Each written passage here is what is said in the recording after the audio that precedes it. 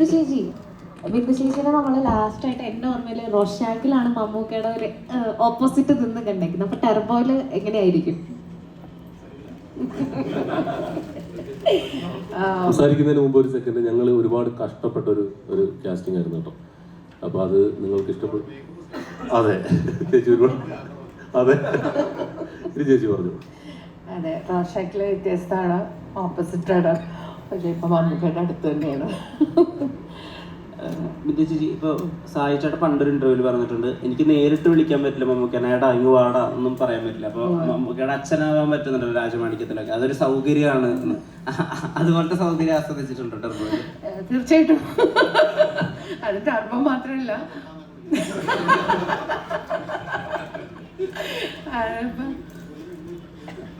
അതെ അതെ, bus conductor എന്ന് പറഞ്ഞ മൂവിയിലാണ് ചോദിച്ചാൽ ആദ്യം മമ്മൂക്കയുടെ ഉമ്മയാണത്. ഇതെനിക്ക് സെക്കൻഡ് ടൈമാണ്. എനിക്ക് വളരെ സന്തോഷമാണ്. ഈ പറഞ്ഞതൊക്കെ ഞാനും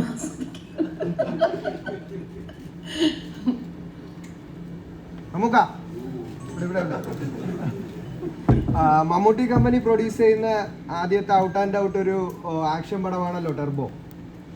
അപ്പോൾ അത് മിഥുൻ മാനുവൽ തോമസ് എന്ന വ്യക്തിയിലുള്ള വിശ്വാസമായിരുന്നു അതിലോട്ട്? ഞാൻ മിഥുൻ മാനുവൽ തോമസിനെയും വൈശാഖിനേക്കാൾ വിശ്വസിക്കുന്നതിനേക്കാൾ കൂടുതൽ നിങ്ങളെ വിശ്വസിച്ചിട്ടുണ്ട്. അല്ലാതെ എനിക്ക് ഇവരെ ഞങ്ങളുമൊക്കെ നിങ്ങളെ വിശ്വസിച്ചിട്ട് വരുന്നത്. കാരണം ഇത് പ്രേക്ഷകർ സ്വീകരിക്കുമെന്നാണ് ഞാൻ ഉൾപ്പെടെയുള്ള എല്ലാ സിനിമാ പ്രവർത്തകരും വിചാരിക്കുന്നതും അങ്ങനെയാണ് ഇറങ്ങിത്തിരിക്കുന്നത്. ചിലരുടെയൊക്കെ ഊഹങ്ങളൊക്കെ തെറ്റിപ്പോവും, ചിലതൊക്കെ ശരിയാവും. എല്ലാവർക്കും എപ്പോഴും എല്ലാം ശരിയാവില്ല. അത്ര ഇത് ശരിയാക്കണേ. ഇപ്പം നമുക്കറിയാം, മാസ് സിനിമകൾ ഇല്ലെങ്കിൽ ആക്ഷൻ സിനിമകൾ എന്ന് പറയാൻ നേരത്തെ തന്നെ മലയാളികൾക്ക് ഓർമ്മ വരുന്ന ബിഗ് ബിയും ഭീഷ്മറും. അപ്പൊ അതിൻ്റെ അകത്ത് ബിഗ് ബിയില് ഗോപി സുന്ദർ ചെയ്ത് വെച്ചിരിക്കുന്ന സ്കോർ എന്ന് പറയുന്നത് യോ ബിഗ് ബി എന്നൊക്കെ പറഞ്ഞിട്ട് ഇന്നും വൈറലായിട്ടുള്ള ഒരു സ്കോറാണ്. അത് കഴിഞ്ഞ് ഭീഷ്മറത്തില് സുഷിൻ ചെയ്ത് വെച്ചിരിക്കുന്ന ഒരു ലെയർ. അതിനുശേഷമാണ് നമുക്കടെ ടർബോയില് ക്രിസ്റ്റ വരുന്നത്. അപ്പം ഈ പറഞ്ഞ പോലെ തിയേറ്ററിനെ പ്രകമ്പനം കൊള്ളിക്കാനുള്ള സാധനം ഉണ്ടോ?